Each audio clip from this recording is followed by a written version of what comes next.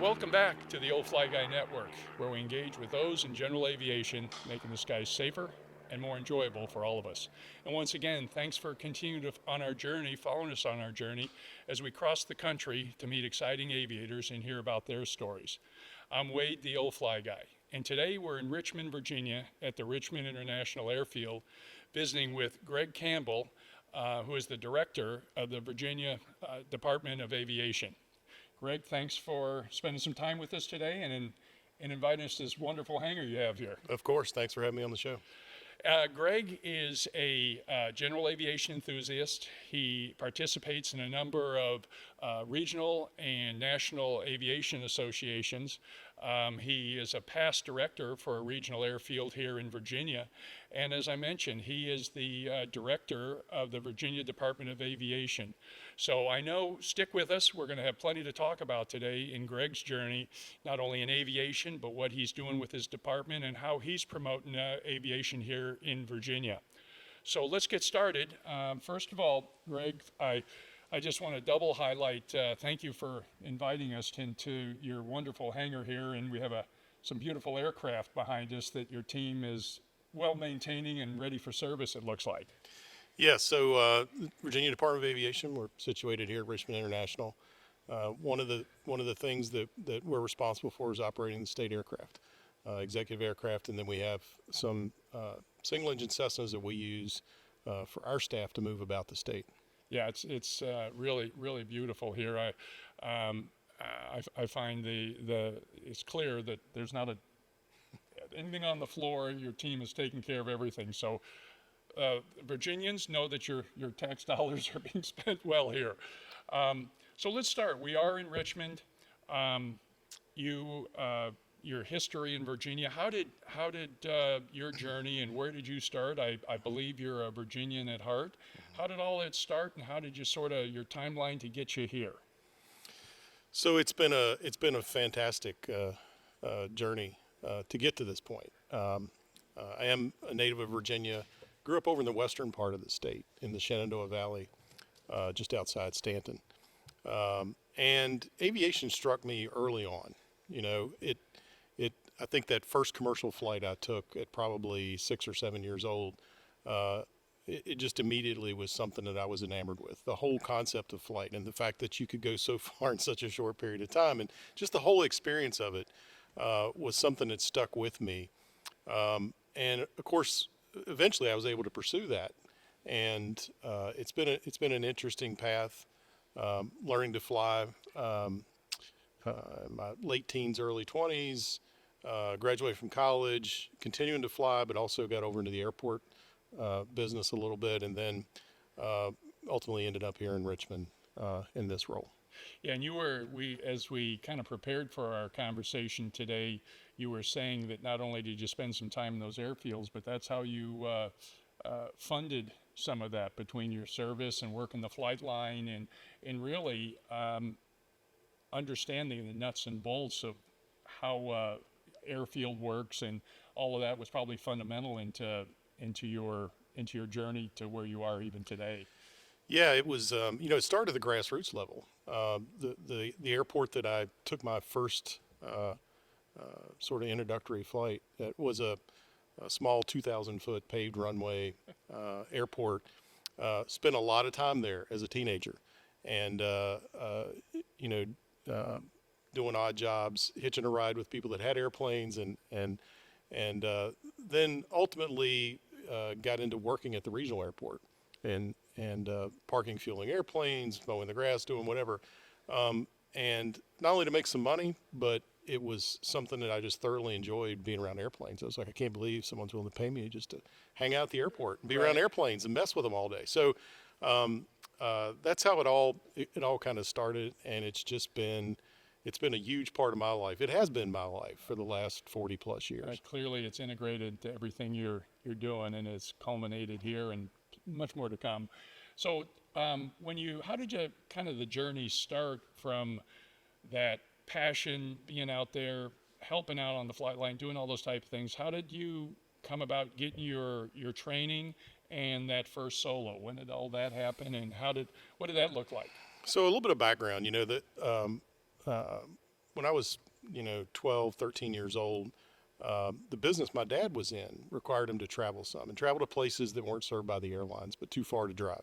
So he would often charter aircraft for his business. And occasionally he would take me along. And initially he was not that wild about flying around small airplanes, but he knew it was the best way to get there. So he would allow me to sit up front. And of course, for me, that was just like a dream come true. And that's where it really, my interest in aviation kind of went to a whole nother level, because I was able to talk to people that were actually doing it. And so I guess I was about 16. My dad and I are out on a Saturday driving around, and I guess for a couple of years, a lot of what I wanted to talk about at home was airplanes and aviation, and looking at possible careers, looking at schools that I could go to, which was really great, because that was my passion, and there really was no question, what I wanted to pursue. But I think it was a Saturday afternoon, we were out driving around, and of course I'm talking about aviation, and we're near the small airport I learned to fly at, Eagles Nest over in Waynesboro in the Valley. And, I think he just got tired of hearing about it. So he's like, hey, let's just go watch some planes take off and land. Maybe we can talk to some folks there about what's involved in learning to fly. So we did, and that same day they had me in an airplane for the first introductory flight. Came back, and immediately I scheduled a couple more lessons, and was just off and running after that. And of course, over the next couple of years, both spending a lot of time at the airport, eventually getting a job at another airport there in the Valley. I spent most of my free time at an airport, and learning what I could, flying what I could, and when I could, and just was all in. Of course, I knew I needed to go to school. I needed to go to college. I think at that time I thought I wanted to fly commercially. So I was really, really headed towards that, but I also really enjoyed it.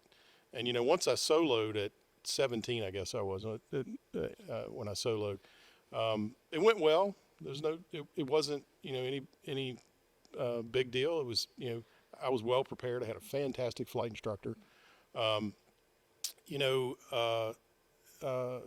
just kind of progressed, but I really found that I didn't get in a big hurry to get my private license, because I was having so much fun just out there flying around, and so I had to use a little bit of discipline, at some point to go, okay, this is costing money. I need to, achieve my goal and get my private license. And then during college, I chipped away at those other ratings. And between, I think it all culminated early the summer of at the end of my junior year in college, when I picked up my commercial multi-engine instrument and wrapped all that together. It was one check ride. That was the most interesting check ride I had. That? Well, the multi and commercial all in one ride. Okay. And tying it in with the instrument privileges. Okay.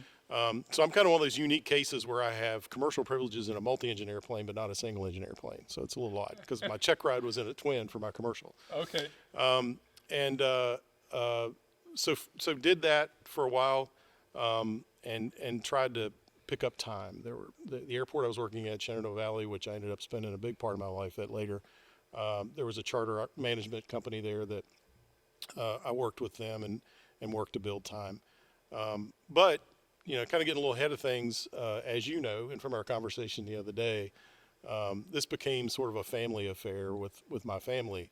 From that first lesson, I remember shortly after I soloed and got checked out in the next size up airplane, I soloed in a 150 and then transitioned into a 172. And I remember at some point convincing my parents that they needed to go up in the airplane. So with my instructor, we took them up. And I'll never forget, I don't think we were 1,000 feet off the ground. And my dad kind of tapped my instructor on the shoulder and said, I think that's enough. Can we go back? But if you fast forward a couple of years later, both my parents decided that if this was going to be a big part of their kid's life, then they need to learn a little more about it. So they started spending time at the airport, and within a couple of years, they both had their private license. Oh, wow. And went on to own some airplanes and lease them back to the flight school there. And my brother ultimately got into it. He owned a couple of airplanes. And it really was, the whole family was kind of all in. And it it was a lot of what we talked about and a lot of where we spent our time. Well, you probably had some great dinner conversations with that going on. What's interesting about that is many times I talk to folks where their parents were the aviator to start with. This sort of sounds like it went the other direction. Yep. You were the aviator, and Yep. and they saw the passion and the twinkle in your eye and decided that, you know, we can maybe we should get involved with it. And it sounds like that really probably bonded the family in a number of did. ways. I'm probably repetitive on this. I tell everyone that I find that successful aviators usually have a successful family structure around that, and people that stay with it, because it is a passion, and keeping that going and having that support that you clearly had from that first, hey, let's go shut him up for a minute and put him in the plane, and where did that go? You were saying the other day too, talking about the charters, that you said that some of the charters that your father used, you actually were participating in that same organization? Yes. Yes. So you before you moved into some of the Shenandoah management, but I probably said three different things there, but your father was involved with that, then you were running part of that or involved with that. Yeah. So I ended up ultimately, once I had my raise, going to work for that same company. Okay. Certainly some of the people had changed and pilots had moved on, but based right there at Shenandoah Valley, and they managed about a half a dozen airplanes of different sizes, some of which they used in a charter operation. Some was just Part 91 flying for the owners. And given my level of experience, I did a lot of the 91 owner flying and some right seat in the Part 135 operation. And they were based there. So I was working, kind of part-time at the airport, and then fitting in flying with that operator to try to build time. So that's where you kind of got that touch of the commercial side in that as well, working out of that charter operation. Did you the Shenandoah? Is it Shenandoah? Yes. Shenandoah Regional. Yes. You ended up then as kind of that journey. We talked about the quick version a little bit ago, but you at a very young age, it seemed young to me when you told me about it, that you took ownership, and because people had confidence in you, they'd seen you were a proven commodity. But how did all that take place? So it wasn't really part of the plan. Again, I wanted a career flying, or so I thought. And but when I graduated from college, I needed a job. I had bills to pay, and so there was an open position with the airport commission there that operated the airport for an operations supervisor. Well, the cool thing about an ops supervisor was I made the schedule for everyone, so I could work the schedule around continuing to fly, and so I did that for a period of time. But my responsibilities at the airport continued to increase. And the director who was there at the time, who had been there for many years, decided, fairly short notice that and by this time she had promoted me to assistant airport manager, and she had decided she wanted to retire. And so the airport commission board there came to me and said, hey, she thinks you could do this. Do you want to give it a try? And I was 24 years old, and it is a regional airport, but it's a commercial airport. It's the smallest commercial airport in the state at that time, and I was like, well, sure. The rest is history. 30 years later, I left there to come here, but was the director there for 30 years. Wow. I go back, just reflect on everything you've told me and the time we've had to talk about your experience and all of that foundational work you did on the flight line and all those things, back to what I consider the nuts and bolts. Probably put you in a position to do that. And clearly you did it for quite some time, and you must have really enjoyed it, and it made a great aviation journey for you to touch, aviation. So then you transitioned, we were just talking about, to the Virginia Department of Aviation. And one of the things I would say, and I know what I'm excited about this part of the conversation as well, is to hear about your organization and what it does, because I, in my private pilot work, as you know, I fly out Williamsburg down there. And while I've seen your team at different events and things like that, I wasn't really sure how that flanges up and what your mission, your mission in Virginia is. So how did, I guess, somehow one day someone said, hey, why don't you come do this, or how that happened, and maybe there's a quick conversation about that, but where does it go from there? What is the mission, and what does a normal day for Greg look like? If that's possible. Yeah. So, I was very content in my former role.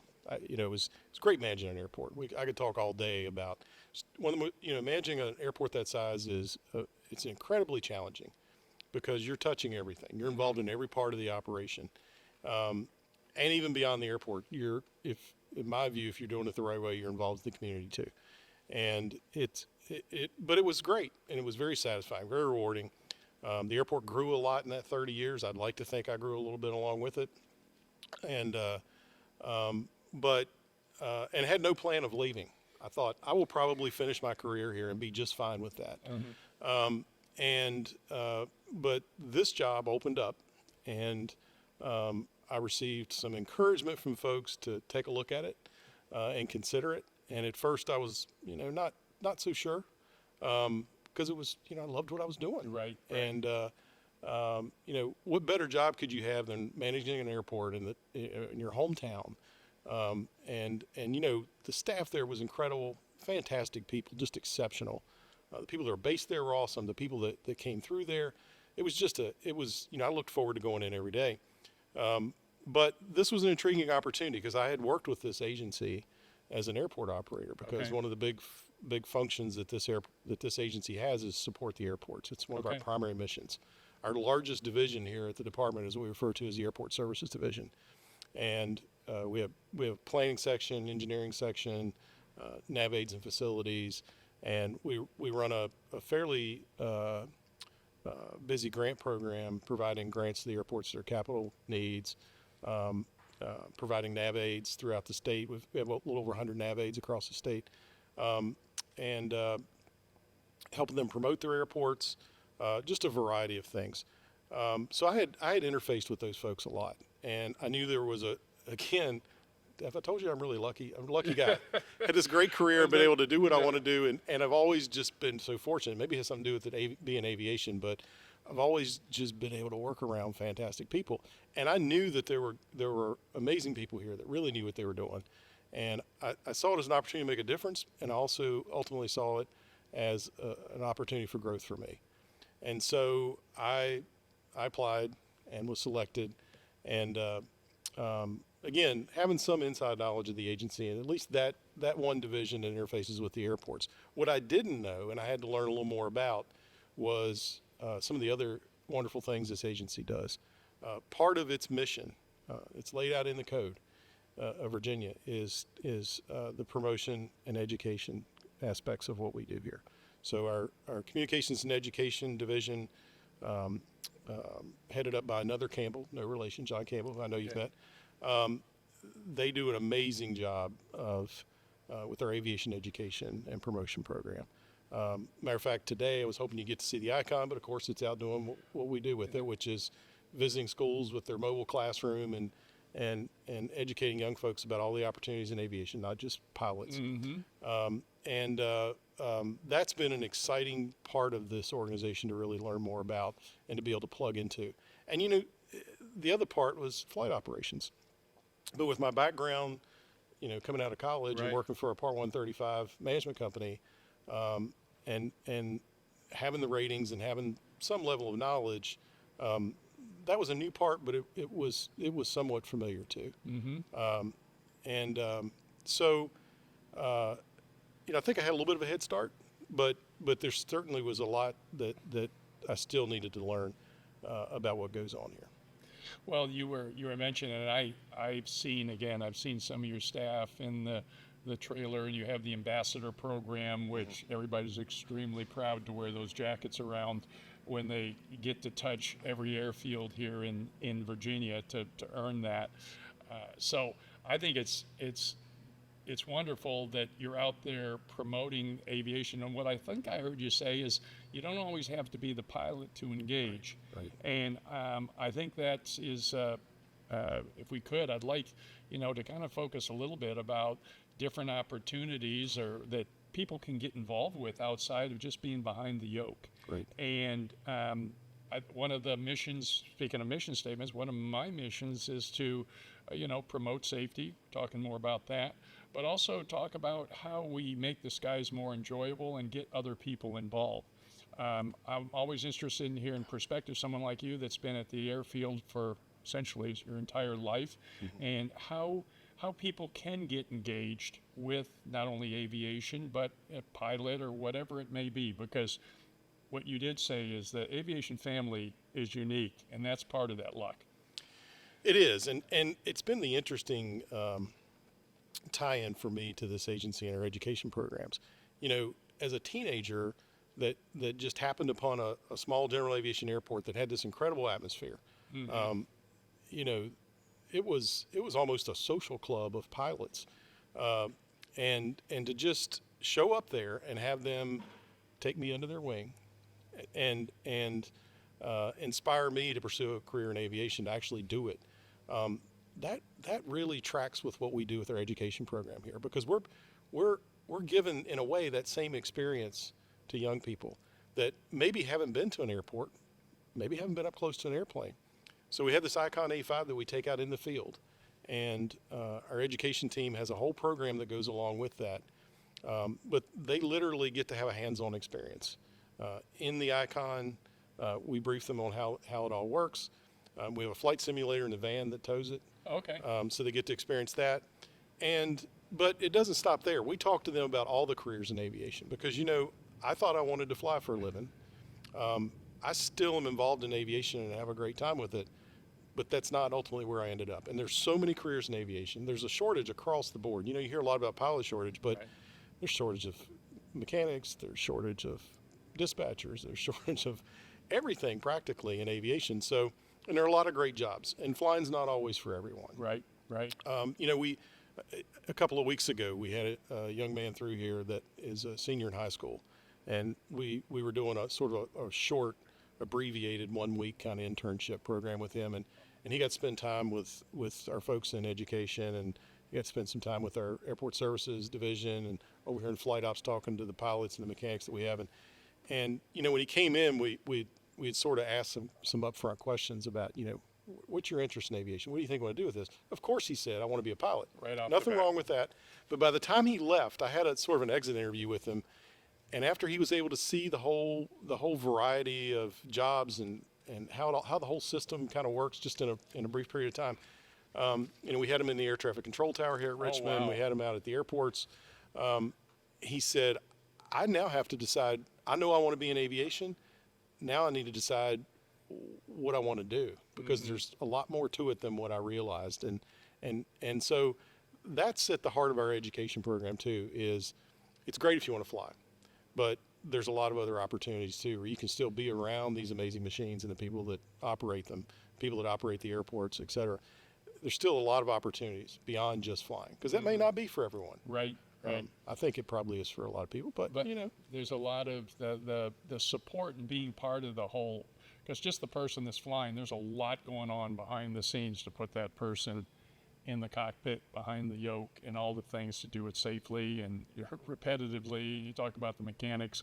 One of the things that I find is somewhat of an unsung hero is the mechanics that are making sure that the planes are airworthy, and those type of things. So I think there's so much, and to be fair, I've learned a bit of that myself here. I thought, okay, you got to just be flying the plane, but there's a lot of other things. And you mentioned, I think the educational, there was 2 or 3 pillars that you laid out for me the other day when we were kind of getting ready for catching up. And I know one was the education, the other 2, you had a couple pillars that you talked about. as far as the mission of the agency. Mission, yeah. Yeah, so Airport Services Division is our largest. Okay. And that's where we support, Virginia has 65 public use airports. And we provide assistance to all of those. From the smallest local service airport in the most rural parts of Virginia to the largest, the Washington, Dulles, and Richmond International, Norfolk. And we have a great team that provides sort of technical assistance to those airports, helps them plan for their capital improvement programs, helps them implement those projects, and then ultimately we help fund those projects. Virginia is a great state when it comes to airports, and it's a great state to be an airport manager because we do have this agency that has, a whole group of folks that are there to support you, and a dedicated funding program for airport improvements, which is unusual. But it's been a priority for the state for a long time, and certainly since our funding programs were put in place in the mid-1980s. And I believe because of that, Virginia has one of the finest state aviation systems in the country. And if you're out flying around, you'll probably see that it's unmatched. I can't disagree with that at all. Wonderful. Your team does a wonderful job in that, like that support to keep the facilities up. And I think you kind of delineated in our previous conversation around that most of you don't maybe support as much as towers versus untowered, or is this a little bit? So yeah, the larger airports are a little more autonomous. They're able to, they need a little less assistance from us. Still provide some funding, but not to the level that we do at some of the smaller GA regional and local service type airports. The amount of support we provide varies. And I will say at the center of all this, of everything we do, certainly we want to see the airports grow and thrive, and we do everything we can to help encourage that. But safety's at the heart of it all. And wonderful. Let's hear. Yeah. And making sure that, because we're charged, again, in the Virginia Code, we're charged with licensing all the takeoff and landing areas in Virginia, public takeoff and landing areas. And, it's a big responsibility. So our engineers are out in the field, monitoring pavement conditions and markings and obstructions. And our nav aids section, we've got weather systems at all but a couple of the 65 public use airports. We have full AWAS. And we provide other nav aids where the FAA at some of these GA and regional airports, they may not provide say a localizer or an ILS, or, we step in if there's a need and it can be justified, and we provide that nav aid, not just the acquisition of it and the installation, but the ongoing maintenance of it. Maintenance once it gets going.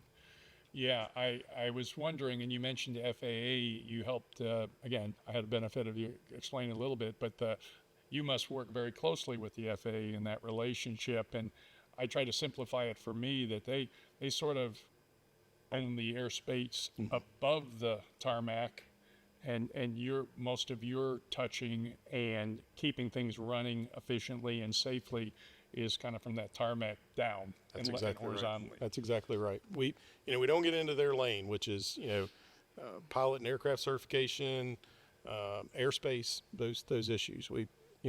But you're absolutely right.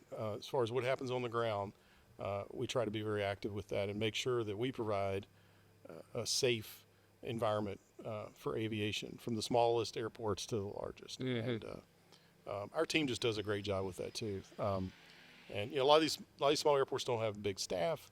They may not have the knowledge or the expertise, and that's where our folks are really good. And they're out there in the field a lot. They spend a lot of their time out there supporting airports, and that's how we end up using the airplanes. Well, you mentioned that the other day, that what a nice going to work, you get your mission, you have some engineering or you have some facility work, and jump in one of your aircraft to go visit do their job, but get them there efficiently there and back. What a nice, how can you not enjoy your job a little bit more if it really involves getting in a plane? Sure. And seeing the state.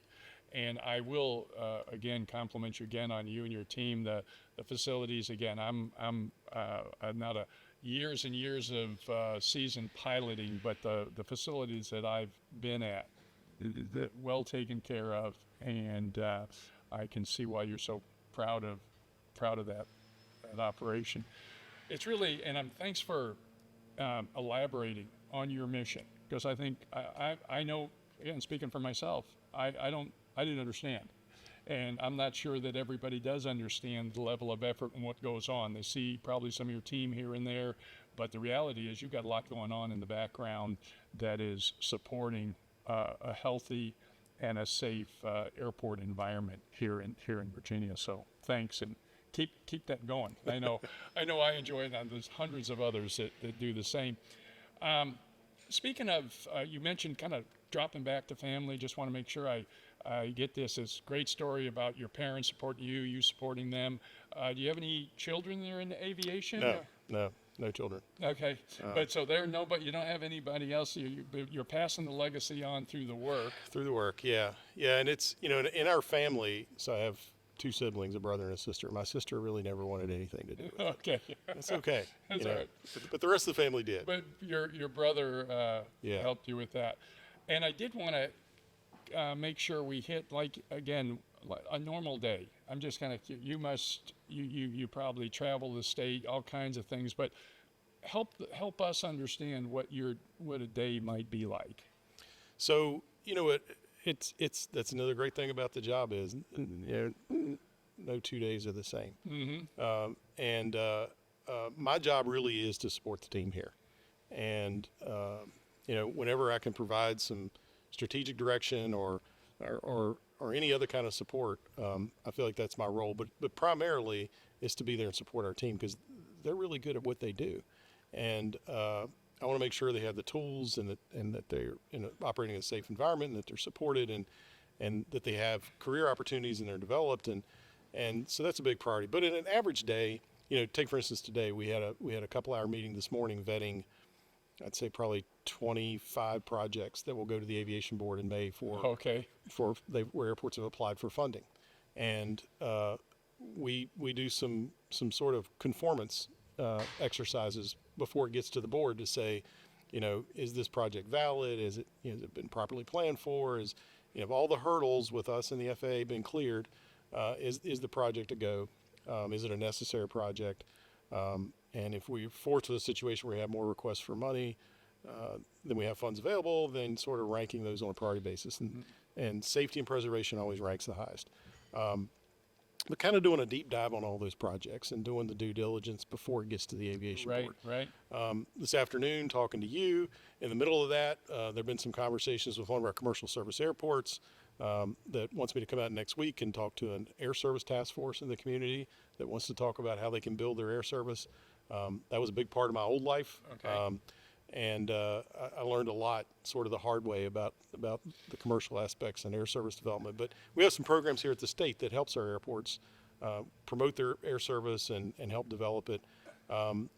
Conversation with some of our team and another outside firm about some advanced air mobility, some of the emerging technologies that are coming about. And so that's kind of an average day. It's not normally spent in one particular area.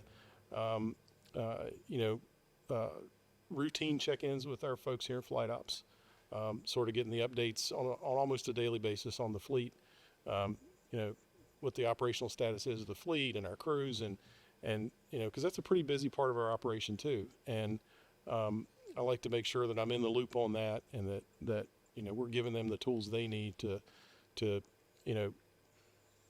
dispatch these flights timely and make sure they're safe. And 'cause that's another big responsibility we have is transporting folks around the Commonwealth.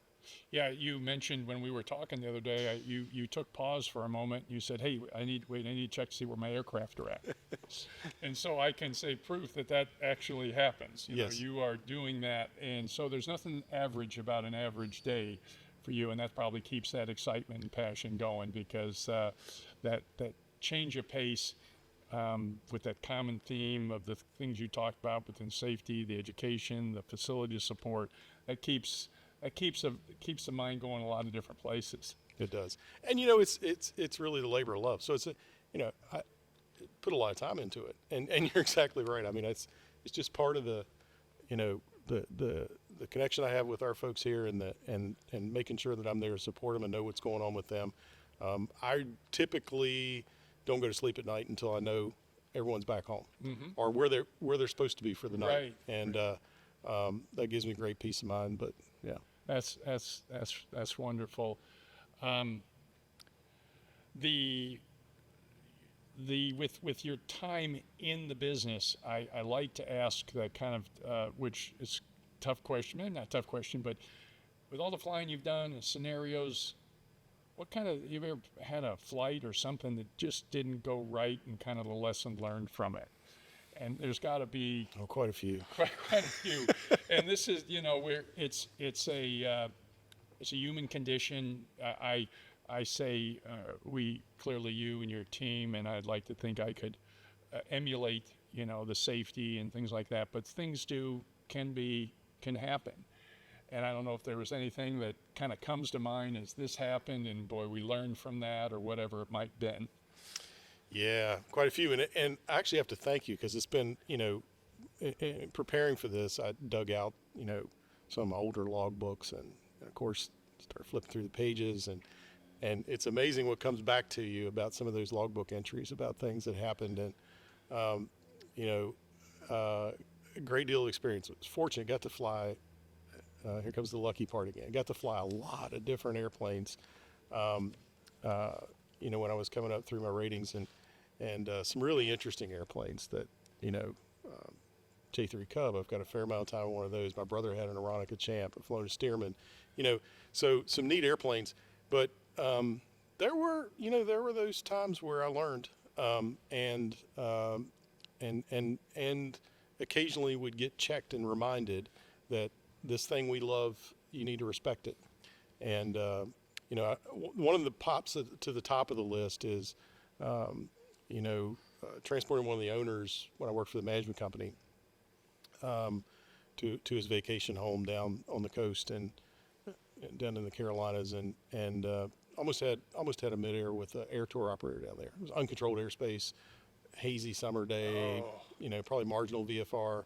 And I learned some lessons from that, and part of that is don't always assume that the other guy is where he's supposed to be, or that he's listening, or that you can do everything right, but that doesn't relieve you the responsibility of going that extra little bit and being a little defensive. And and then early days of flying, as I was flipping through the logbook, there was one takeoff in a hot, humid day that in a shorter airfield that was pretty intense. There was later in my career, there was some dodging thunderstorms, and in one case where the radar went out, and so there were some of those, but I'd say those that's not the majority of it. Most of it was absolutely enjoyable and exciting, and just a unique experience to get to do something a lot of folks don't.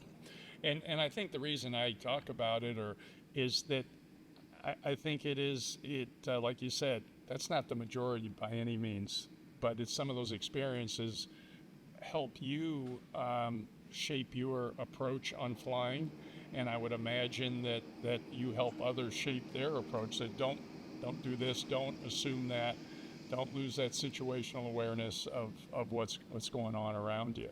Yep. So that's wonderful. Thanks for sharing that. What is your kind of, as we're thinking forward, do you have clearly your mission, we talked about that. Do you have a view about general aviation or aviation in the future, how it plays into Virginia? Yeah. I mean, is there, how does that all sit with you, and you're looking forward as the director? So, I think there are certainly some challenges, but there are some exciting opportunities out there as well. I think we have some challenges in, we're trying to do our part in terms of educating folks about careers in aviation. It's an ongoing process, and it's one that we're in the long game with our programs in the field. We're putting ourselves in front of elementary and middle school students. Mm-hmm. It's the long game. It's not going to lead to happen in a summer. Right, but you hope to plant that seed. Our team just in the last, I think, 18 months has put that program in front of 20,000 kids. So if we just inspire a few, that's great. So workforce challenges are out there, but a big piece of what we're keeping an eye on these days, which I think has some real promise, but it's something we need to be engaged in a thoughtful and careful way, are some of the emerging technologies that can hopefully enhance safety, maybe lower the threshold on what it costs to participate. Maybe increase the access that aviation affords folks. So but those are going to be things that, again, we're going to have to work through those very carefully and make sure that as far as our role in that we integrate these things safely. The cost of flying has gotten to be, it's pretty expensive. It's when I learned to fly, compared to today's dollars, it was but I do, thanks mom and dad, that, and I had a part-time job and I was able to pay for some things, and now it's just very expensive. It is. And that's a lot of times the barrier. And even if you're just going through an AMT program to become an aircraft mechanic, it's not cheap. And so that has had its impact on aviation. When I think back to my high school days and hanging out at a small GA airport and that environment that I talked about, it was a robust sort of environment there. There's a lot of folks that had airplanes. They had day jobs and they came out and they flew their airplanes in the evenings and the weekends.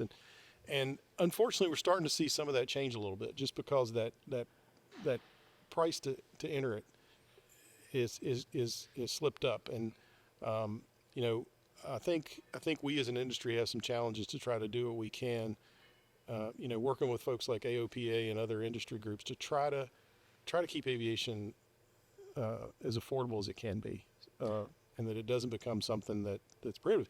And the other part, philosophically, that I have, and I think some of it comes from my history and just being around aviation on a daily basis, I see the benefit of aviation. I see the commerce aspect. I see the life-saving aspect, all the things that aviation does, but it all starts at the grassroots level. That's where it all happens. And if we don't have a robust grassroots general aviation environment, the rest of it's not going to happen, or it's going to be a real struggle. So, and we're going to pay for it one day in another way. So probably in safety, probably in our ability to move, people and things about. So, I think we can't lose that focus that it's not just, that it's recreational and we all enjoy it, but it is the foundation that everything comes from. It's where we all get our start. That's right. What a great way to summarize your vision about paying it forward, getting out there. You're looking at how it becomes more, access is better, safety is better, the technology. And that's why I knew when we talked today, we'd be hearing some of those things that truthfully not everybody knows is going on. And so I'm hoping that we get people to watch this or hear this type of message and realize what you and your team are doing, and not just keeping the daily operation going, but what are we doing downstream? Yep. And that's really wonderful. Thank you. Outside of the flying and your day job, what do you do when you're not behind a yoke or behind the desk or waiting for someone to land somewhere? Keep yourself busy in the state of Virginia doing something else? Yeah, and a lot of times it involves aviation. So, and that's okay too. Yeah, It's hard to break away from something that's good. I mean, it's particularly this time of the year. It's a lot of weekends. It's not unusual if there's an aviation event. I ran into you every week at absolutely. one. So it's there's nowhere I'd rather be. But I do enjoy being outdoors. Mm-hmm. Hiking. I certainly, anything that gets outdoors, particularly when the weather allows. And aviation is a big part of it. I enjoy reading. I particularly enjoy reading about aviation. Oh. That's a favorite pastime. I'm a bit of a music junkie, so it's not unusual to see me at a concert or, just zoning out, cataloging music. So those are kind of things I do when I do feel like I need a little bit of a break. Mm-hmm. But it's this job and what I do, and I wouldn't want it any other way. It's a big part of my life, and I spend a lot of time plugged in and working on it. I'll just say that. Yeah, I would say you got the aviation bug. You got bit hard and heavy and has stayed with it. And what a great story around someone who can, you took the vision, you took the situation, figured out how to make it work, translate, and giving back. It's just a great story. What if I was to, one thing that I always find interesting too is to ask people, with your background specifically so heavily in aviation, is is there a lesson or a thought that Greg lives by that you would share with us? Well, I think for anyone considering a career in aviation, I would highly encourage it. And just keep an open mind. Again, there's so many things you can do in this field. And I think my career is proof of that, where you can be a part of it. And that may be fine, it may not be. And to not get discouraged. I remember those early days of flying, there were days it just didn't come together for me. Mm-hmm. It's like, maybe I'm not cut out to do this. But don't give up, because we all have our bad days. We all have our sort of plateaus, and just stay after it. But, the important thing too is, and I think I feel this way more and more the older I get, enjoy it. Because it's a real incredible experience just to be in aviation, be around it, that a lot of folks unfortunately never get to experience. And I know when I was younger and working on getting my ratings and working at the airport, I didn't always just kind of slow down and appreciate this industry that I was in and what it does and the difference it makes in lives. I mean, I enjoy it, but then the cool thing is to be involved in something that's so impactful for our society. Working at that regional airport, I got to see firsthand. We had intensive flight training there. We had a maintenance FBO. We had an avionics. We had airline service. But to see on the general aviation side the planes that would come and go, and to see the connection between, say a large employer in our area that employed people that I went to high school with, that would not have located there had it not been for that airport, and the ability to fly their own airplanes in and out. And I'm not talking about the CEO. We're talking about the maintenance folks that keep the production line running, or the engineering staff that needs to come figure out a problem or add a new line. The life-saving aspects. We had a medevac helicopter. I just saw the other day they celebrated their 7,000 flights at my old airport. I think about the number of lives that have been saved by that. So not only do I enjoy aviation, but to be involved in something that is so impactful in the quality of the lives of people, I just can't encourage it enough. And that's why I'm so passionate too about our education program, because I think it's the biggest gift we can give anyone is to introduce them to this industry and hope that it's something that they can pursue, and try to give them some tools. We have some scholarship programs, we have our education program. We're doing what we can, but I think it takes us as an aviation community encouraging folks. And, if you are at the airport and that kid shows up one day to change one at a time. That's right. Change one at a time. Well, you used the term a couple of times that it was, you're lucky. I would challenge that a little bit and say that I think it's a bit more than luck, but I think luck comes to those who prepare themselves and do the work. And clearly you have done that. And through this conversation today, it hasn't been about you, it's been about your team. You started off that way, talking about, what's your role? Well, your role isn't to get in everybody's way. Your role is to help make sure that the people have the right tools, the right aircraft, the right environment to make things go. So there's a lot of lessons in all of everything we've talked about, in my opinion, of how someone not only runs their aviation career, but how they run their life and their business and their lifestyle. So it's been really great. I'm wondering, is there anything else? I want to make sure what we're going to do is we'll get together and I want to make sure we promote, get some websites on this video, and hopefully, my hope in this is that I feel like I'm the lucky one, because I get to engage with people and learn about their story. It enriches me, it enriches what I've learned about it, and makes me more excited about aviation. It makes me want to continue this journey and pay it forward as well. And so we want to make sure that you and your team get some attention off of this. And I know when I see your team out again, I'll have a much better understanding of what they do. And I feel like I've met some new friends and some relationships as I make my way around Virginia. Absolutely. And get in touch. But anything else on your mind that you'd like to share? There's just so much. It's hard to take it all and put it in the short period of time. But anything about your organization or anything else that we'd like to share? I think we covered it pretty well. I would encourage folks to go check out our website, Virginia Department of Aviation website. There's some really useful links in there, particularly for anyone considering a career in aviation. There's a little more detail on some of the programs, the scholarships we provide, the education program. If there are educators out there that want to see our mobile classroom, come to their location. It's all on the website. Follow us on social media. Right. Our team does a great job of pushing out, events, not just around the state, but even when we're out of state, Right. for events, and hopefully some other information is just helpful. For those in Virginia, or maybe even we've had folks outside Virginia, participate in our ambassador program. Get out and check out all those airports. Absolutely. We want to do everything we can to get everyone out there. And I think, sort of a closing thought for me is, coming back to something I said earlier, I think it's incumbent upon all of us. You said pay it forward, but I agree.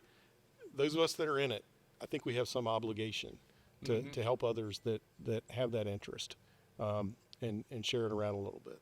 Yes, it will come back. It will Absolutely. come back to us. Well, Greg, once again, thank you for bringing us into your airspace, your workspace, your hangar. I've had the pleasure of meeting a number of your team members.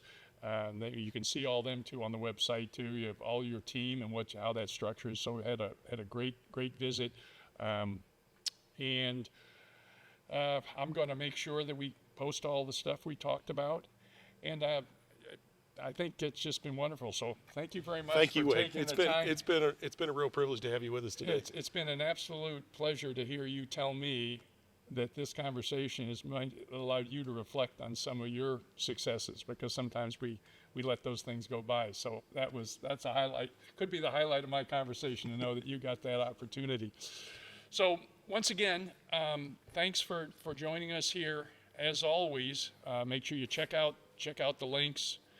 Pass this on. Let us know what else. Subscribe to the channel. Let us know what else we can be talking about, who we can be going to visit, and hearing more stories in the aviation marketplace. And as always, avoid that turbulence. Look for those blue skies. And we look forward to catching up with you in the next Old Fly Guy conversation.